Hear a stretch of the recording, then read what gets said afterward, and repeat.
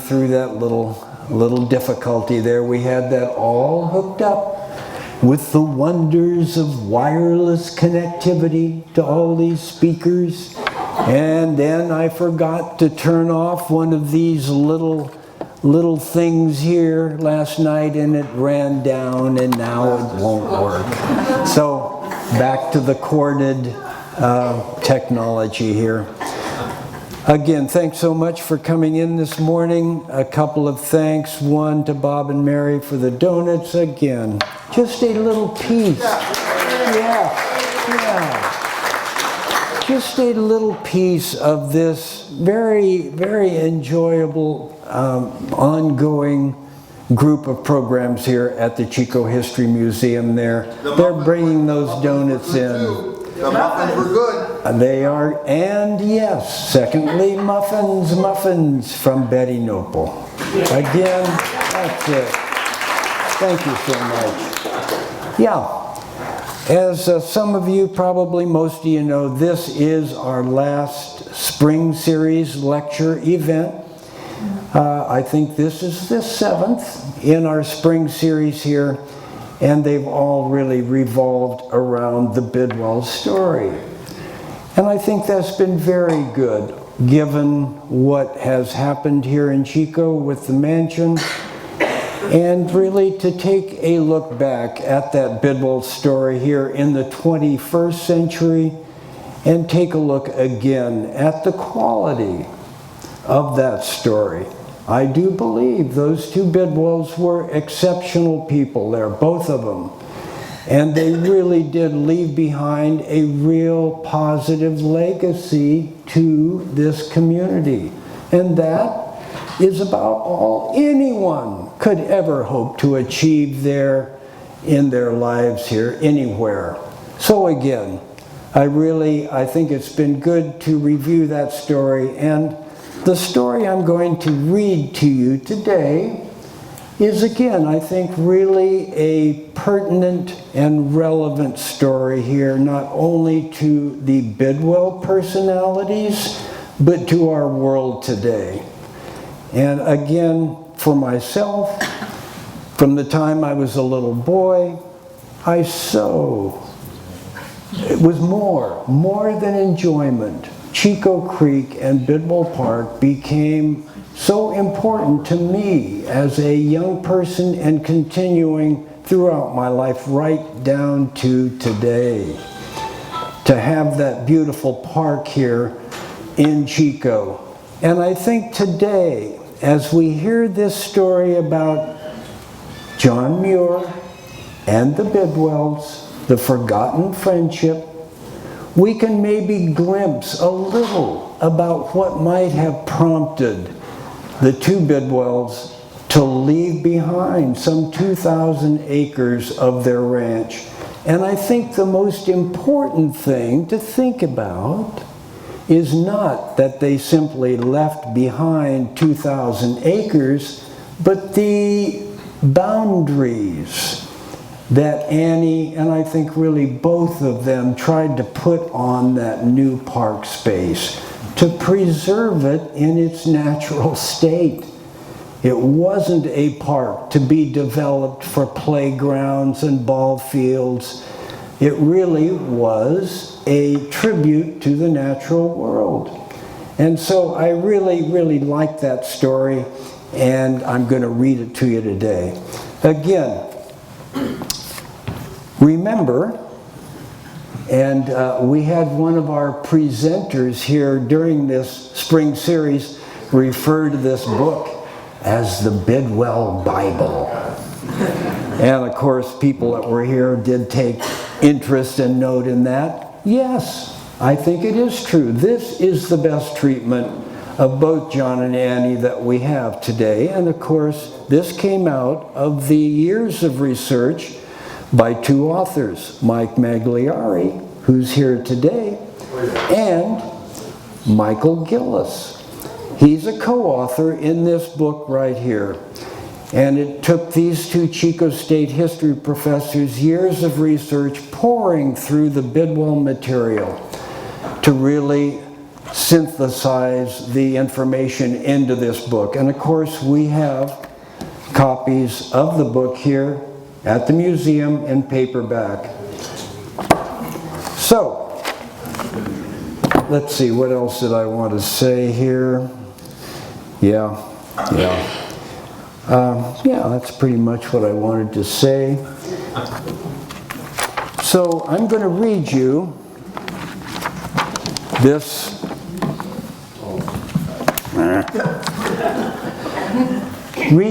essay. I'm going to read it today. And of course people have kind of, are you going to read it? Yeah, I am. I like it. I like the way Mike put it together. I couldn't do a better job. I'm going to rely on my decades of reading experience as a daycare provider. That was my career along with my wife there. We ran a daycare out of our house for 30 years. And one of my real strengths there was reading to kids. I have read tens of thousands of children's books, and I early on found I could corral them and get them to listen and not create chaos. And so it was important there, reading, again, tens of thousands of books. So, I'm going to step in to my presentation today. John Muir and the Bidwells, The Forgotten Friendship. The 37-year friendship between John Muir and the Bidwells, which began on the slopes of Mount Shasta in 1877, is a surprise to many people, even to experts in California and Chico history. Although separated by 19 years in age, John Bidwell and John Muir took an immediate liking to each other.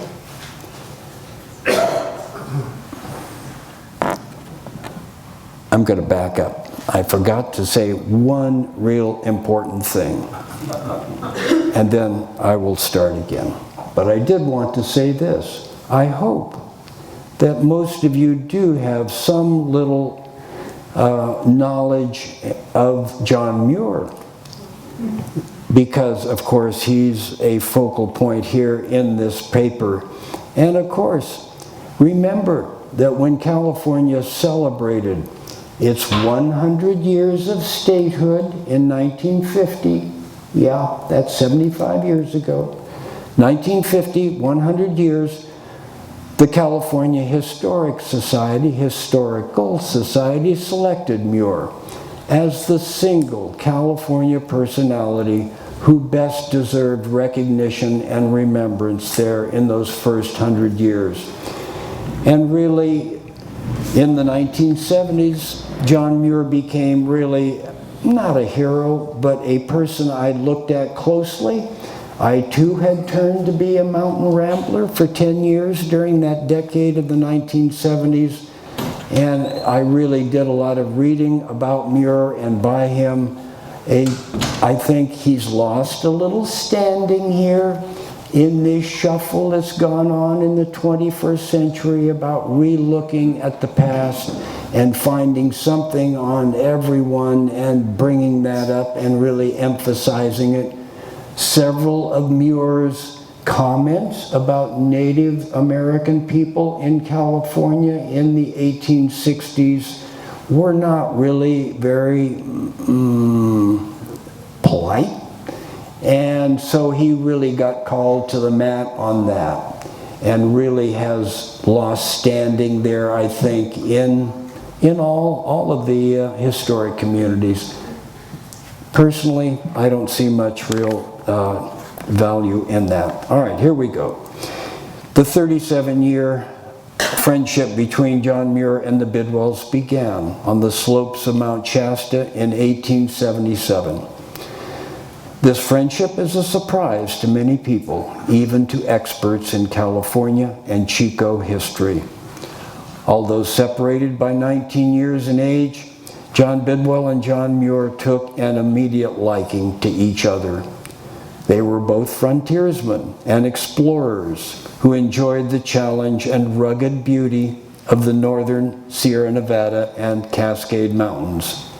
Both men were amateur botanists and geologists with little formal training, but their enthusiasm for the sciences overcame their lack of academic credentials.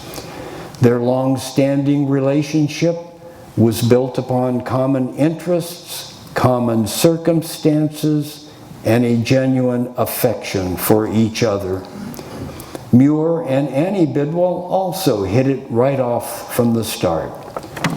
Annie found Muir to be a fascinating person and saw his ability to quote the Bible at will as a mark of his spiritual and mental discipline. Annie saw Muir's respect and fondness for her husband as an indication of his good judgment. Muir admired Annie's resolute character and pluck. He also held her in high regard because of her intelligence and curiosity about the natural world. The friendship between Annie Bidwell and John Muir was grounded on mutual respect and affection.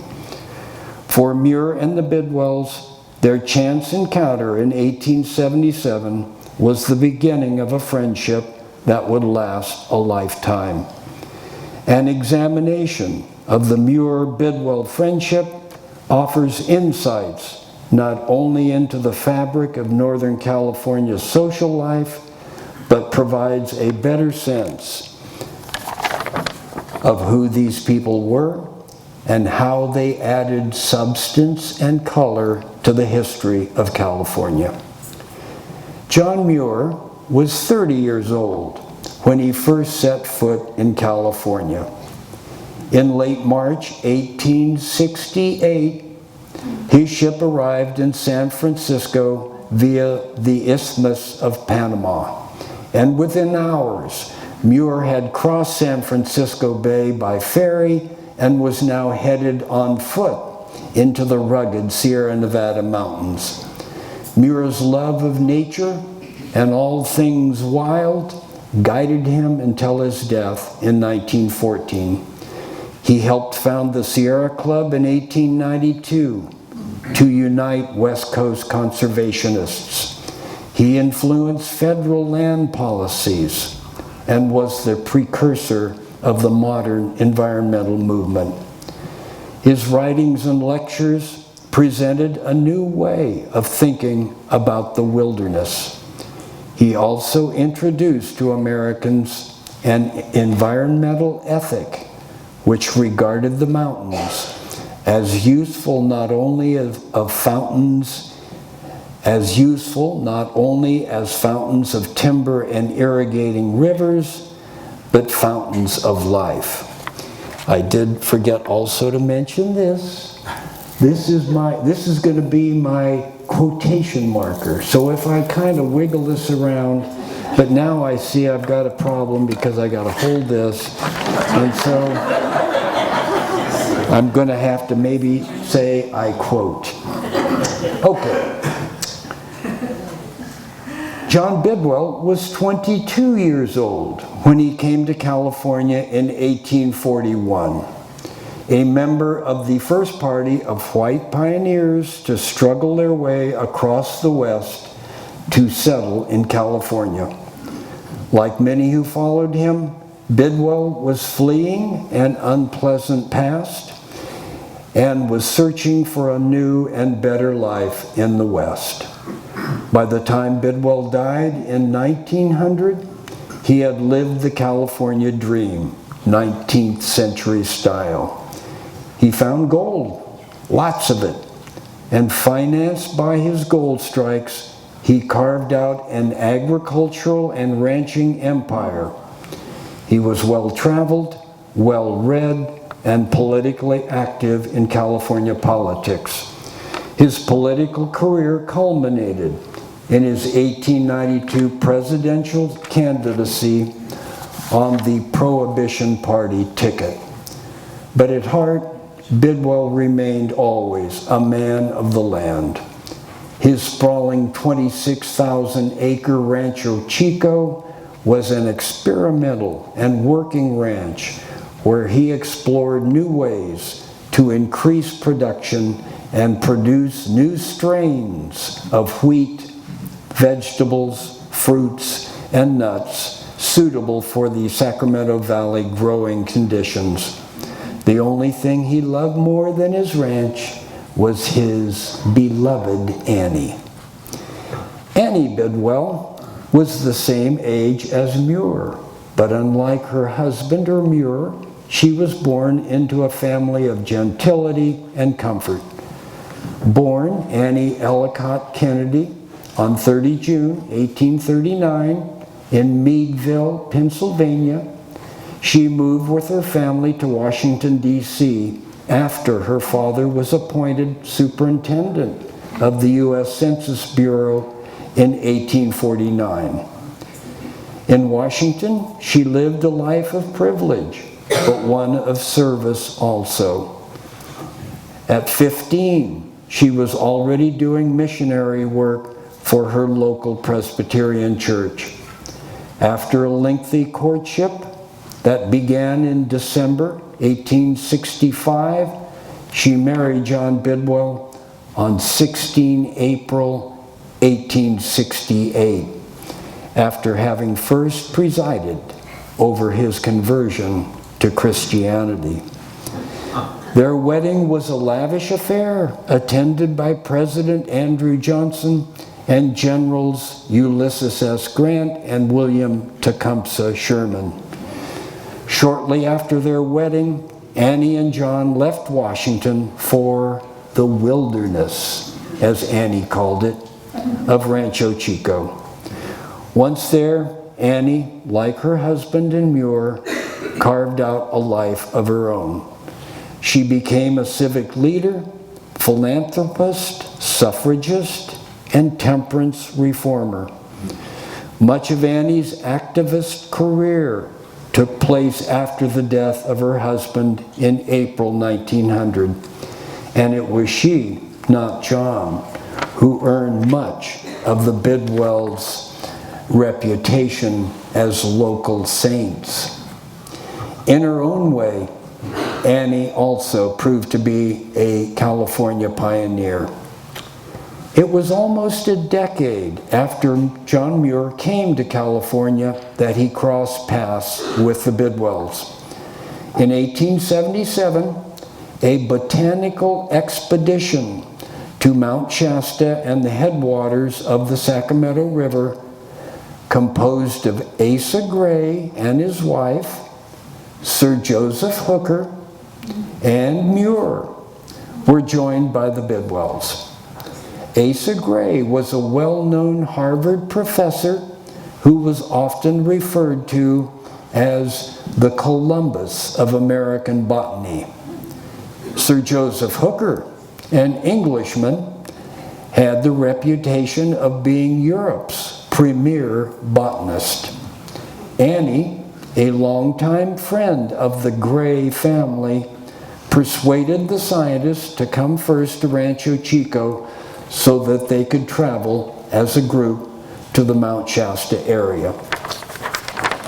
And just a real quick sidelight on that arrival of the party to the Bidwell mansion, I believe the group went out to see the big oak tree out by today's 5 Mile area, the Hook, and of course Sir Joseph Hooker and his name got tagged onto the tree at that point. Botanically, the trip to Mount Shasta was a considerable success. Hooker and MUIR found and cataloged a new flower, the twin flower, Linnea borealis, the first of its kind discovered in Northern California. For the Bidwells, the trip was an opportunity to be in the company of some of the most renowned scientists of the day. At night around the campfire, stories were swapped. Asa Gray, more scientist than adventurer, dryly discussed botany as if at an academic forum. Hooker, whom John Bidwell found to be a bore and braggart, complained incessantly about the inadequacies of the American civilization and boasted about his friendship with famous European personalities. Yet for the Bidwells, listening to these stories was a constant break from running the ranch and dealing with persistent labor problems that plagued Rancho Chico. John Muir, unlike Gray and Hooker, was a first-rate camping companion. His love of the mountains and childlike excitement while hiking and camping contrasted sharply with Gray's uneasiness in the wilderness and Hooker's complaints about the shortcomings of American civilization. Muir and the Bidwells loved the mountains of Northern California in a way that was not shared by the cool scientific minds of Gray and Hooker. After several days of botanizing on the slopes of Mount Shasta, the Grays and Hooker left for an engagement on the East Coast. But John Muir stayed. For the next 2 weeks, the Bidwells guided Muir through some of the most spectacular geological regions of Northern California on their horseback ride slowly back to Rancho Chico. On the trip home, they explored the region known today as Lassen Volcanic National Park. Muir howled with delight when he discovered evidence of glaciation among the cinder cones. "Hurry, run and see this wonderful thing," he yelled to Annie. Annie, barely able to keep up with the inspired Muir, shouted back, I can't hurry any more than I am. I'm spitting blood now." She was really coughing up red volcanic dust. Muir yelled back, "It's worth dying to see this." And he probably meant it. Running low on food, they made a quick trip out to the Susanville Road for a fresh supply of provisions. With Bidwell giving Muir directions out of the thick forest, the party followed Muir toward Susanville. Excited and energetic, they did not make camp when night fell, but instead, Muir wrapped a red bandana around his head, and in the moonlight, it became a bobbing beacon for the rest to follow. In short order, they resupplied, took a quick nap, and returned to the base of Mount Lassen. Muir's enthusiasm for the Lassen area was contagious. Shortly after their return, they began an ascent to the top of Mount Lassen. But before they could reach the summit, a strong rain and ice storm settled in over them. Soaked through and through, they sought shelter below the tree line, where they built a large fire and made their beds among the rocks. Rather than being a miserably cold and wet night in the woods, the Bidwells and Muir thought it was great fun and were giddy with excitement. A quote from Annie, "Mr. Muir was so merry and so funny, we laughed and laughed," remembered Annie. For Muir, mountain storms demonstrated the beauty and the power of God's creation. And for John Bidwell, this night must have brought back fond memories of his dangerous but exciting trip to California. For Annie, this was pure enjoyment, a taste of the wild frontier. Wild enough to scare her a bit, yet she knew she was safe, since she was with two men who were both knowledgeable and at ease in the wilderness.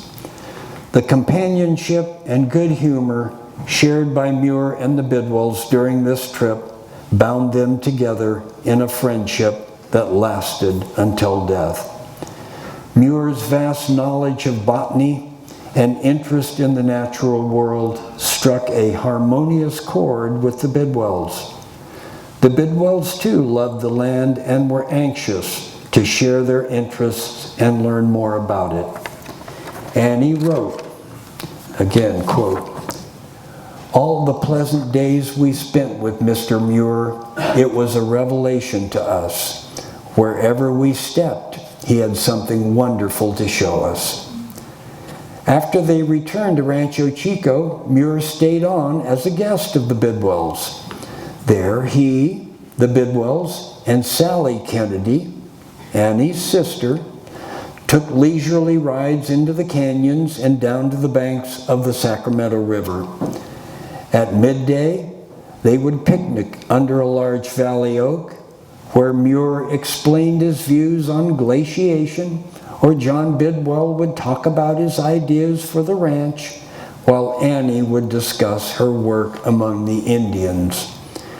MUIR showed an interest in Bidwell's farming methods and was given a thorough tour of Rancho Chico and its operations, which included a dairy, vast fields of grains, fruits and nut orchards, a turkey and chicken ranch, and hundreds of acres of experimental vegetable and fruit crops under cultivation. Together for over a month, MUIR and the Bidwells had endured wintry mountain storms, talked botany and agriculture, and enjoyed the bounty of Rancho Chico until it was time for MUIR to return to Stockton. MUIR asked Bidwell if one of the ranchmen could build a small boat so that he could return home by way of the Sacramento River and the Delta. Within a couple of days, a small craft, dubbed the Spoonbill, was built and ready for its maiden voyage. The boat, quote, was loaded with bedding and provisions, more than Mr. MUIR wished, as his usual provision being just a bag of bread, Annie remembered. She stocked the boat with bread, tea, dried fruit and nuts, and a warm quilt, which MUIR would later use as a bedroll when he roamed the Sierras the following year. With American flags flying from its bow and stern, the Spoonbill was ready. The last goodbyes were said while MUIR climbed into the boat. The Bidwells and Sally Kennedy shouted encouragement to MUIR as the current of the Sacramento River pulled him away from the shore and carried him downstream. MUIR continued to wave goodbye until, quote, "The last I saw of you was Miss Kennedy, white among the leaves like a fleck of dust. Then sweeping around the bend, you were all gone." His month with the Bidwells had been a wonderful time for MUIR, and he confided to them that, quote, "It is seldom that I experience much difficulty in leaving civilization for God's wilds, but I was loath indeed to leave you three that day after our long free ramble in the mountain woods." The Bidwells felt the same. Shortly after MUIR arrived in Stockton, he wrote to the Bidwells describing his float trip down the river. He rechristened the boat to a more appropriate name, the Snag Jumper. And he requested Sally's address in Washington, D.C. MUIR enjoyed the time he spent with Sally and found her attractive, but nothing was to come of their acquaintance. His frequent wanderings and her living so far from his beloved mountains made that impossible. John Bidwell wrote back to MUIR. MUIR's unconventional departure from Chico had been a source of great amusement for John and Annie, and in his reply, he shared with MUIR the standing joke between he and Annie. "Where is Mr. MUIR?" one would call out. The other would answer, "I'm afraid he is drowned." sang the other. The Bidwells and Muir continued to visit and write each other for the next 37 years. About a year and a half after the Shasta trip, the Bidwells did something unusual. They offered Muir part of the Bidwell mansion as a study and a depository for his botanical collection. Although the Bidwells were known for their generous hospitality, they remained private people. Prior to coming to California, Annie was adamant that no one but they should reside in the mansion. However, her letter to Muir, dated 11 February 1879, leaves little doubt that she would make an exception for him. Quote here, "Join us in our drives and rambles, and as the General says, tell us something of the world we live in on Rancho Chico." Muir never took the Bidwells up on their offer, but he did send Annie some pressed flowers as a token of thanks. Annie Bidwell's letters and John's diary clearly indicate that Muir was a very special friend. Bidwell's diary entry of 18 February 1880 provides some evidence. The words "John Muir arrived" are written in extremely large letters and obviously indicate Bidwell's excitement. No other entry in Bidwell's diary of 30-plus years was written with such large characters. Airships, comets, earthquakes, tornadoes, generals, and presidents all play second fiddle to the arrival of Muir. And why not? In Muir, John Bidwell had found a real friend. They shared many interests and both had an insatiable curiosity about nature. They enjoyed the time they spent together. John Muir's relationship with Annie was of a different turn. Annie was the product of an upper middle class background. From her teen years in Washington, D.C. until her death at Rancho Chico, she worked as a missionary reformer. Temperance, suffrage, and religious conversion all fell within her interests. Muir saw her as an intelligent and tough woman. Annie viewed Muir as a man who shared her spiritual ground, and Muir's frequent references to the Almighty undoubtedly pleased Annie. Although Muir had abandoned conventional Christianity, both Annie and Muir perceived in the natural world the hand of God. As Muir put it, all the creatures of the earth, including man, were part of God's family. Muir rejected the belief that God had given man dominion over the earth and therefore the right to shamelessly exploit it. He wrote, quote, "The world, we are told, was made especially for man, a presumption not supported by the facts." Annie cared little for religious debate. Like Muir, she believed love of God was demonstrated by action, not words. Muir returned to Rancho Chico in February 1880 on his way back from his first trip to Alaska. He used the Bidwell Mansion as a home base and traveled twice to Sacramento to give lectures on his trip. His topic, Glaciers of California and Alaska, was well received by full houses. One-on-one, Muir was a captivating talker.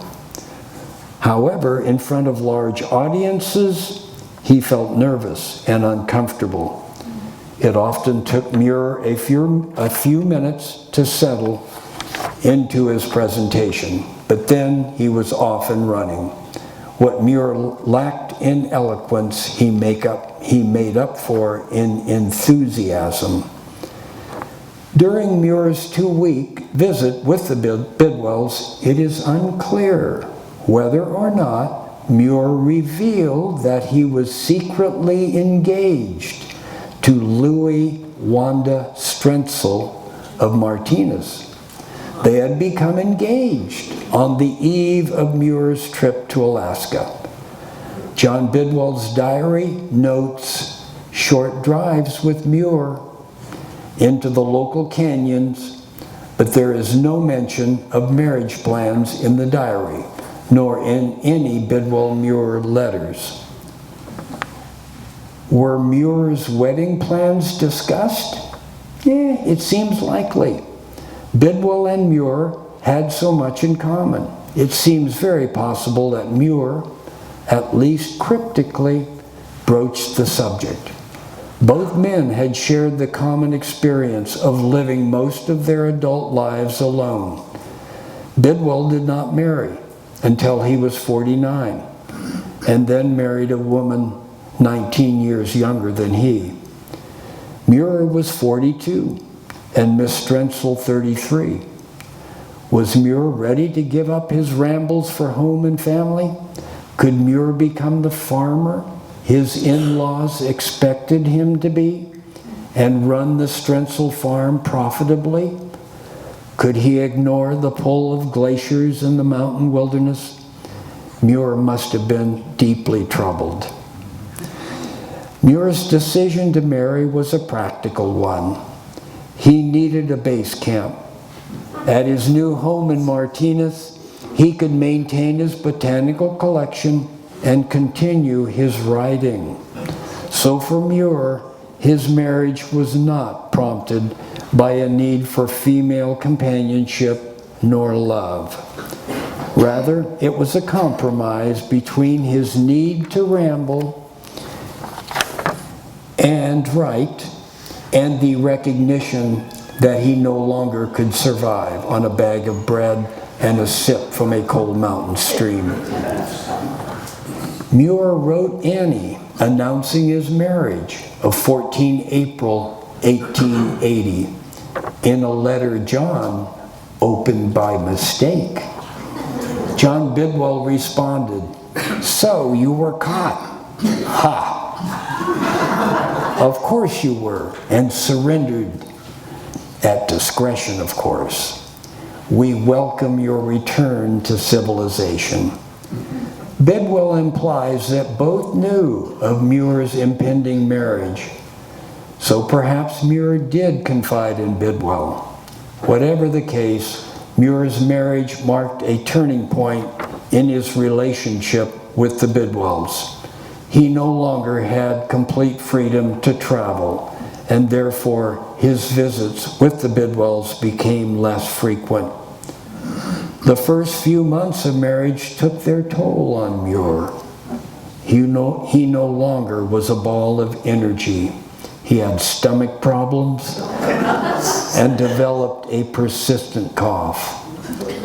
All that changed, however, with the birth of his first daughter in February 1881. Her name, Anna Wanda. He wrote to Bidwells, quote, "Bloom time has come, and never since the glacial period or baby period began on Earth were people happier." After a while, MUIR settled into his new life as a rancher, husband, and father. He worked long hours in the orchards and vineyards. He tore out Mr. Strentzel's experimental crops and replaced them with known moneymakers. MUIR was known to drive a hard bargain, and he turned a handsome profit on his crops. Meanwhile, a second daughter, Helen, was born in 1886. Nevertheless, for all his success at running the ranch and raising a family, MUIR remained at times unhappy and chomping at the bit to run free again. He wrote Annie, quote, "I'm anxious to run up to Chico in the old freeway, but as you can readily guess, it is not now so easy to wing hither and thither like a bird, for here is a wife and a baby and a home." John Bidwell, anxious to see his friend, traveled to Martinez and walked the Strensel MUIR ranch with John. Bidwell was an experienced rancher and no doubt gave MUIR many suggestions on how to improve production. A year later, MUIR sent 2 of his Chinese laborers to Chico to pick up 1,000 pear and 300 apple bare root trees from the Rancho Chico nursery.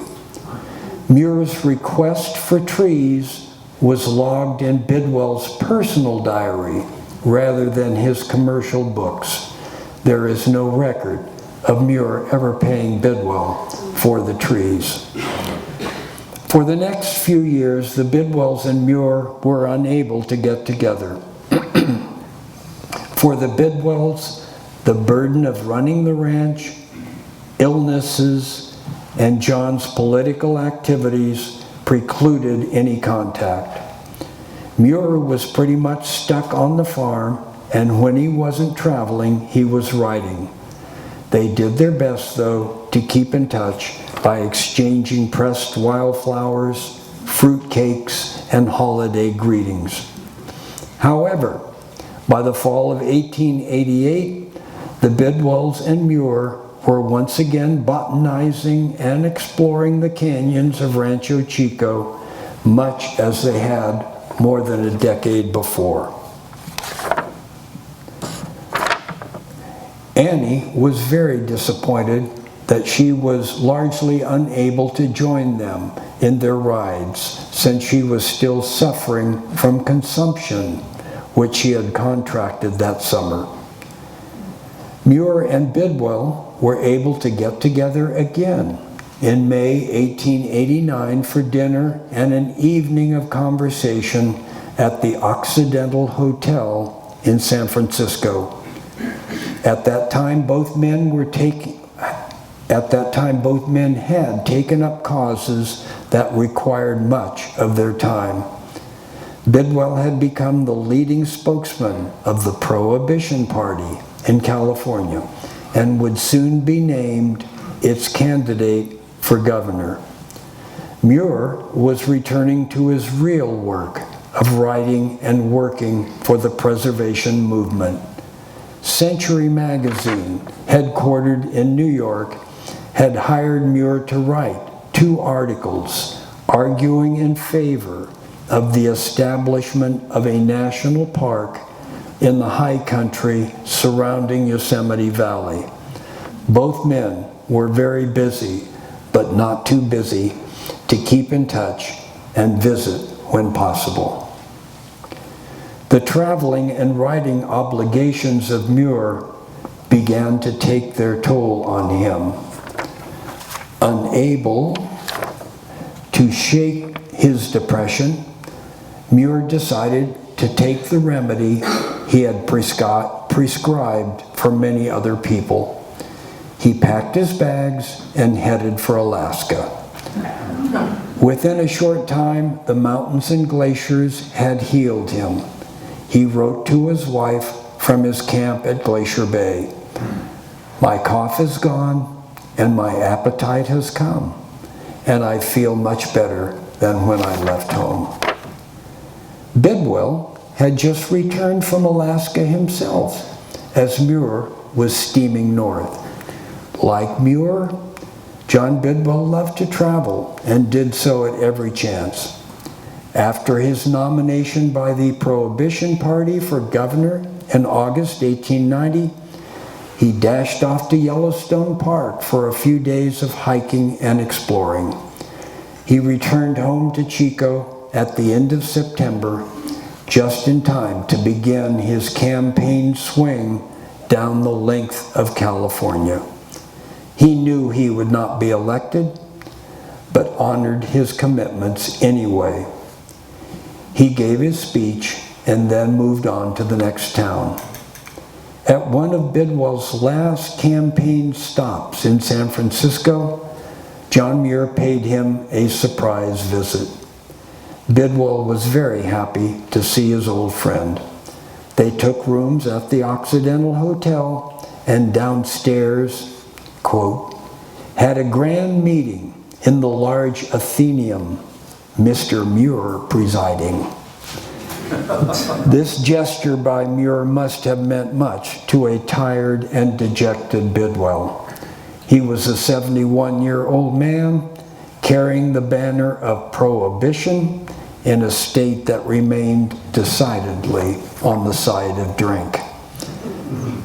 Bidwell and Muir were both stubborn men. Bidwell's views on alcohol and suffrage were out of step with his times, and he paid the price because of it. Muir's unwillingness to budge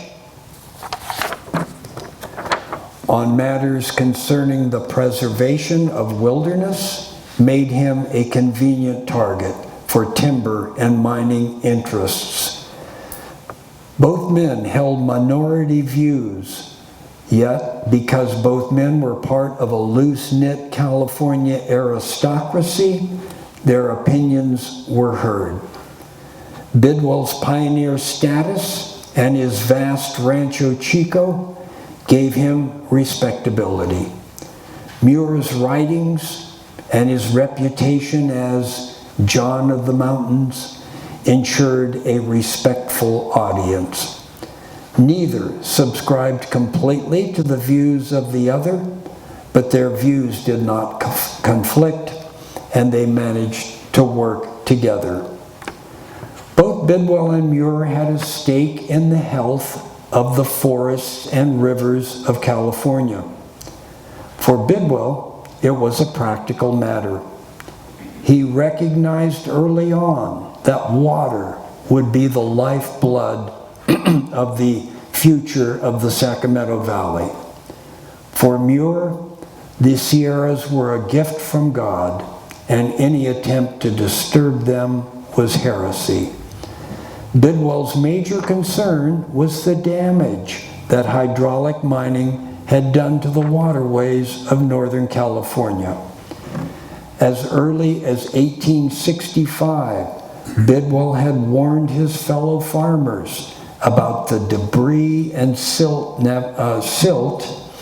that filled stream beds and caused flooding, and how it made river navigation difficult, if not impossible. Besides the economic damage, he deplored the aesthetic destruction of once verdant mountainsides. In an address to the Farmers Union on 22 September 1881, Bidwell said, quote, "I wish hydraulic mining could continue and the whole country prosper. At the same time, I admit that it is not a pleasing scene to see havoc made of hills and mountains and stately forests, and a once lovely prospect changed to a desolation." The next year, at the Anti-Debris Convention in Sacramento, Bidwell returned to the same theme in his opening address. Quote, "My mind reverts on this occasion to the time when every stream was as pure and clear as crystal. No man can measure in dollars and cents the value of returning these streams to their pristine purity, and of clearing the rivers and plains, and of returning them once more to their original beauty and susceptibility to cultivation. When I saw the wide ruin already begun, and the greater impending ruin, I could not remain at home, so I came here to consult with you." Even though hydraulic mining did much damage, Bidwell found in hydraulic technology an indirect benefit for agriculture. In a letter to the Sacramento Record Union in 1884, he explained, quote, "Irrigation is the natural successor to hydraulic mining and important beyond computation. By showing that water can be conducted almost everywhere, hydraulic mining has unwittingly solved a most important feature in the problem of irrigation." Bidwell's work protecting watersheds to ensure a clean water supply for agriculture dovetailed with MUIR's efforts. MUIR, like Bidwell, saw trouble brewing in the hills.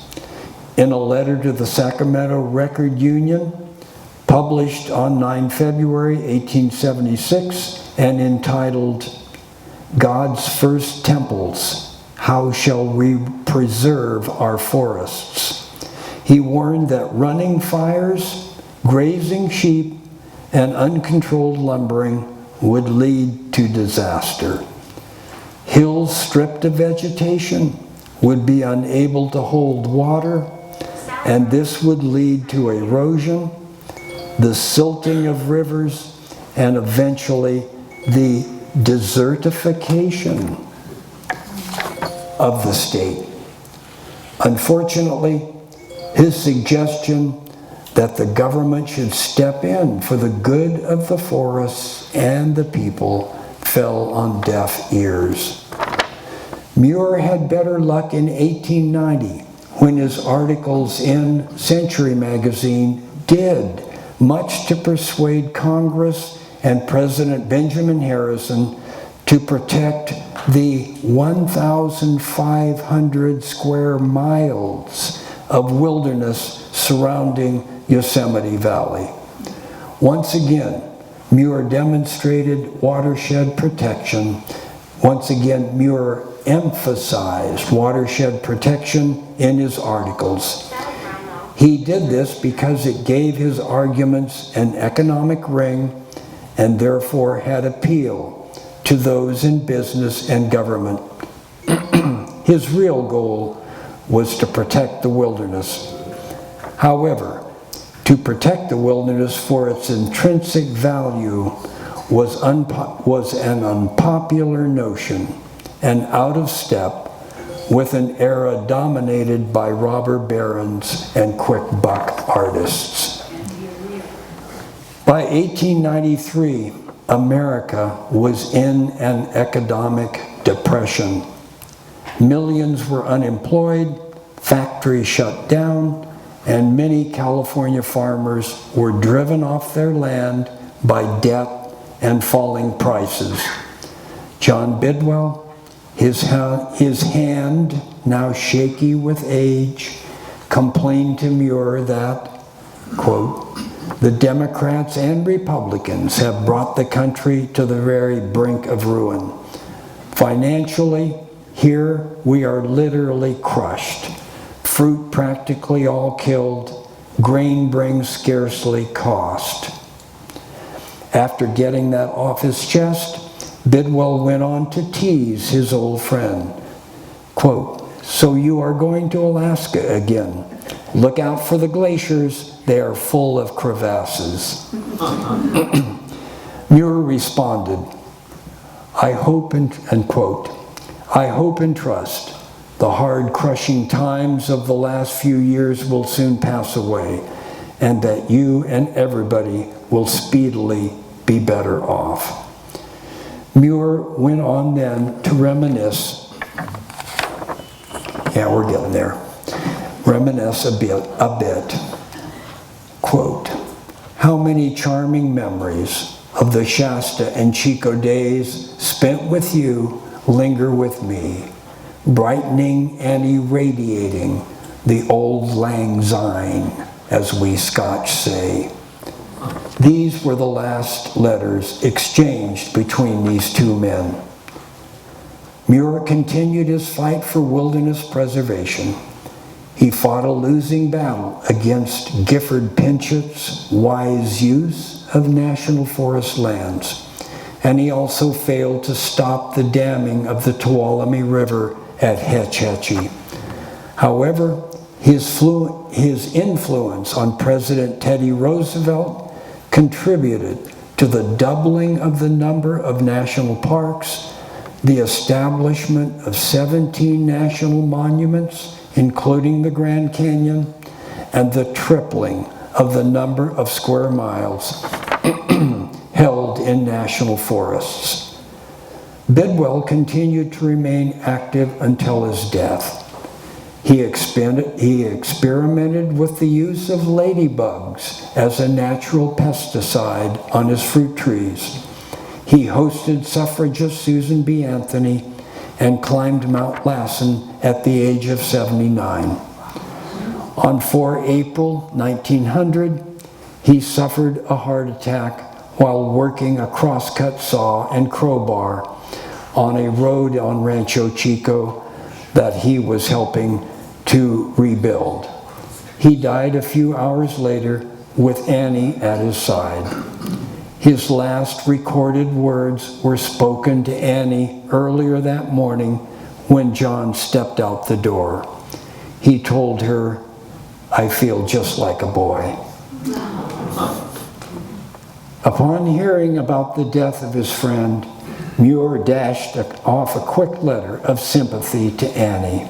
He invited her and Sally to, suggesting that, quote, "a day or two in our little valley will do us all some good." He then traveled to Chico to personally console Annie. After the death of John, Annie took over the job of keeping John's diary.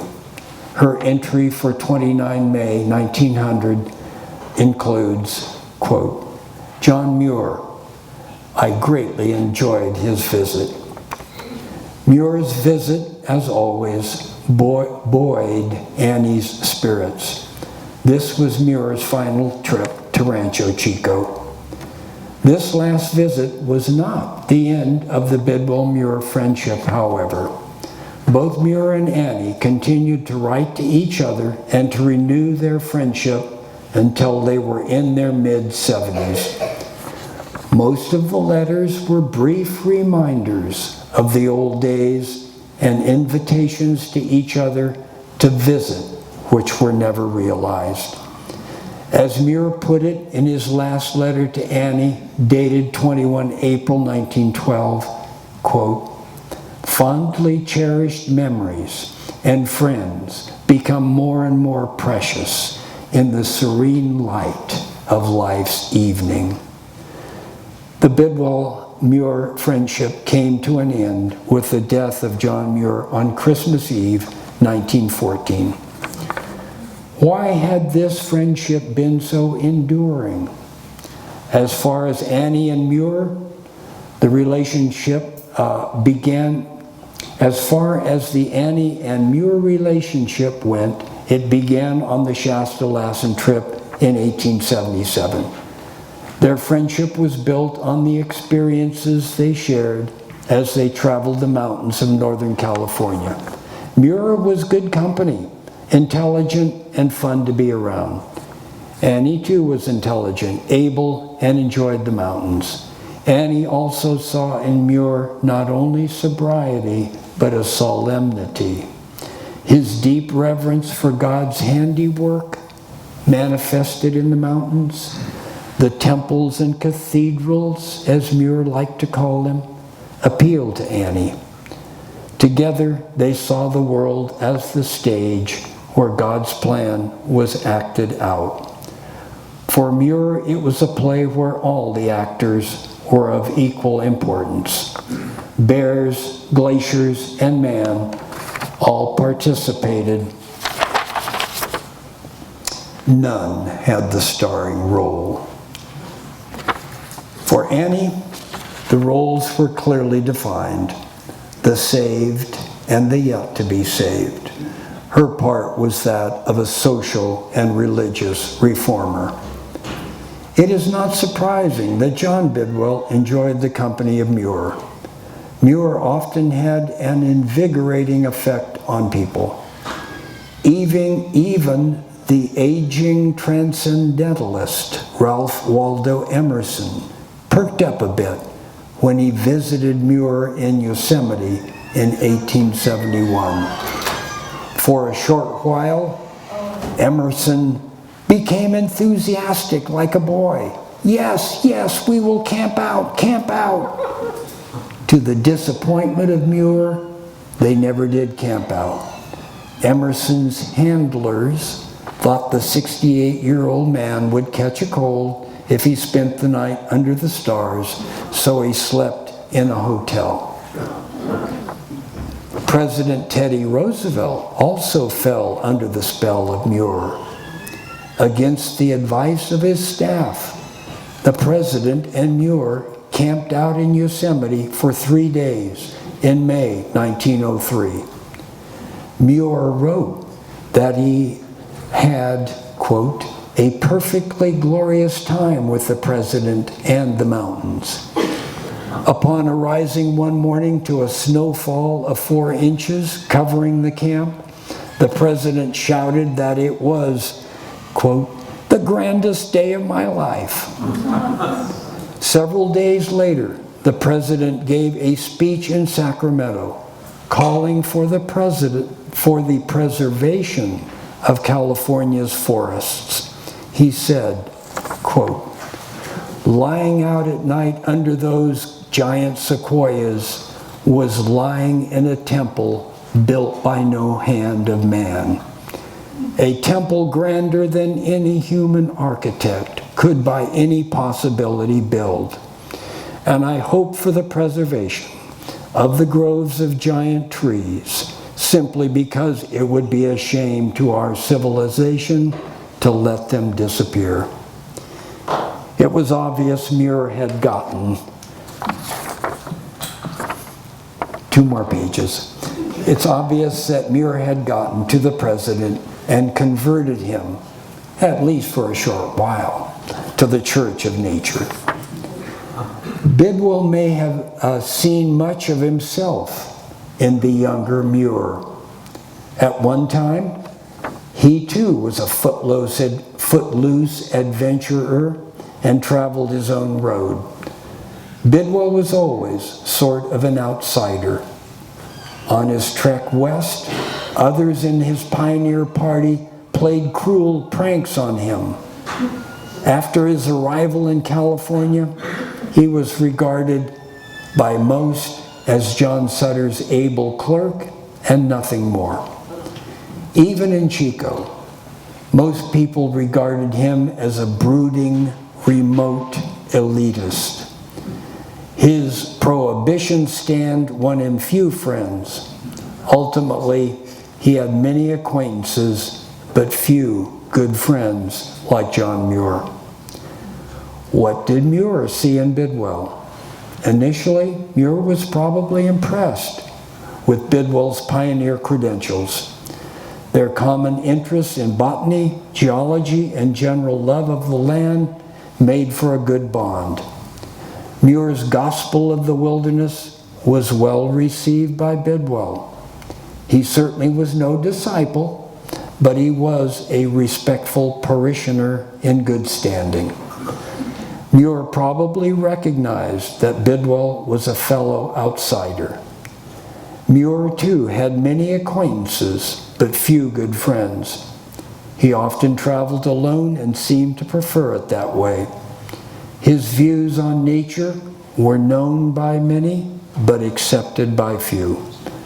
His marriage, though not loveless, was one of convenience. To most people, MUIR was a curious character with strange ideas about God, nature, and man. Even many of his Martinez neighbors thought of him as stuck up and standoffish. Both men had the reputation of being tight with a dollar. John Bidwell's refusal to give wedding gifts caused many in Chico to resent him and regard him as stingy. MUIR's unwillingness to make idle conversation with neighbors and passers-by earned him the reputation, quote, as a self-centered, antisocial nature lover. And perhaps, worst of all, neither man would suffer fools. For this, they were branded as unfriendly and distant by their neighbors.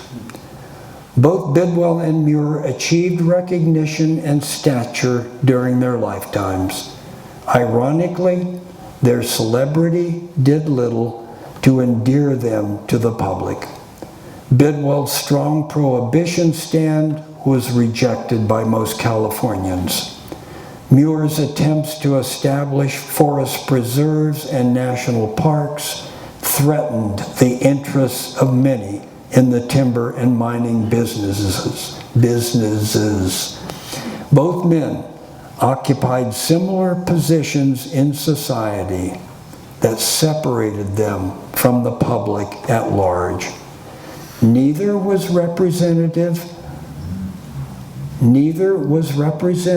of the aspirations of the middle class, nor were they comfortable with the pretensions of the California aristocracy.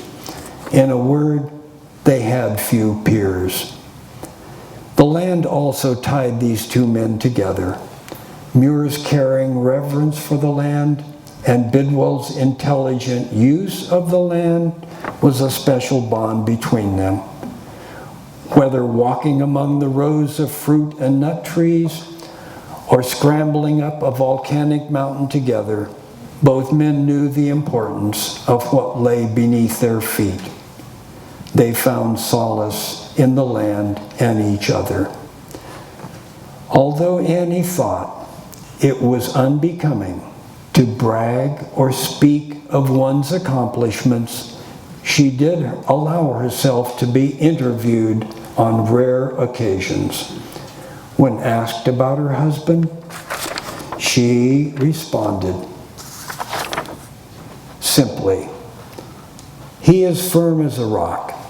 He never likes to walk on level ground. He is always very fond of climbing." The same could be said of John MUIR and Annie Bidwell. They too were rock solid in their convictions and enjoyed the challenge of the climb.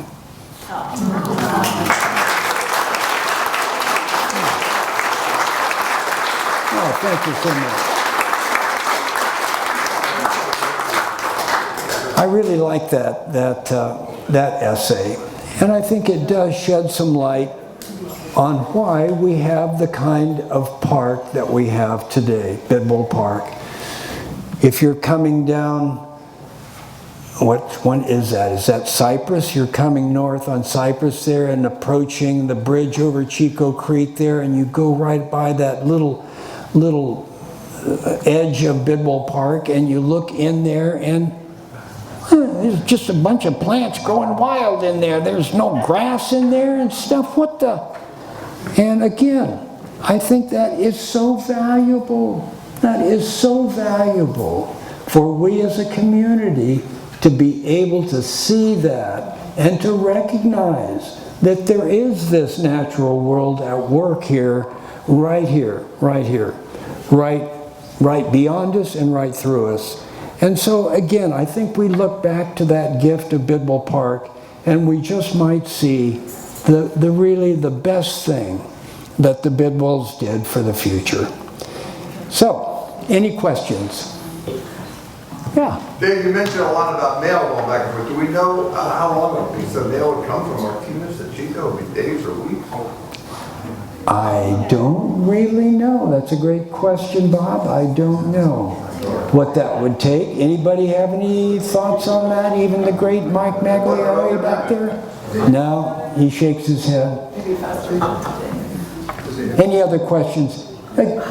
Yeah. When was that written? I'm sorry, didn't catch. Yeah. I meant to mention, Mike Gillis again must have given me this very copy of this. I wrote on the front of it there when he gave it to me. I would guess he gave that to me certainly before 2000. It must have been in the late 90s. And then the book right here, John Bidwell in California, The Life and Writings of a Pioneer, came out in 2003. Then Mike Gillis would pass away 5 years later at an early age from some liver difficulties that very possibly had come out of his military service there earlier in his life. So about, let's say about 1998. Yeah, Paul? Can I announce something? Yes, you could. All right. Okay, speaking of Bidwell Park, and Dave knows about this, there is going to be a birthday picnic for Bidwell Park on June 7th. I do have some flyers, but keep eyes and ears open. It's going to be at Live Oak picnic site, and starting around 12 or 1 and going on, and we will have sources of water to keep everybody cool. Squirt guns and stuff if you want. So, and there's going to be a series of events before that. Dave, you're speaking? I am. All right, I have some information about you. All right. That later. Dave will be speaking a couple times, a whole range of other things. And one other thing. All right. I've been coordinating a class about the park for only, our last session is this coming Monday, 6:30 at Bradley 2 up in the social. I hope you know where that is, but it's going to be interesting. It's going to be actually about Big Chico Creek Ecological Reserve, and the speaker is going to be Halo Ramirez, who's going to be presenting a Native American perspective on it all. Oh, wow. So everybody welcome. Oh, isn't it at 6 to 7:30? Yeah, 6 to 7:30. Wow. And where's that at? It's a student housing complex on West 3rd, just past Roanoke. Got it.